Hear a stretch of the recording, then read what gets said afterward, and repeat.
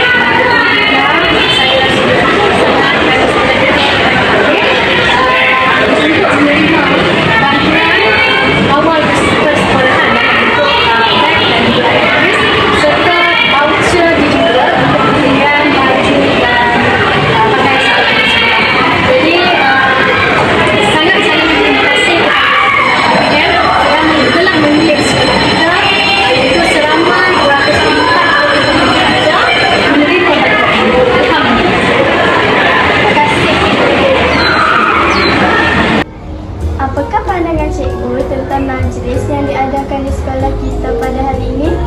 Okey, majlis penyerahan cek curah bantuan awal persekolahan peringkat negeri Pulau Pinang ini pada pandangan cikgu, ia merupakan satu inisiatif sokongan pemimpin kerajaan terhadap murid-murid yang memerlukan.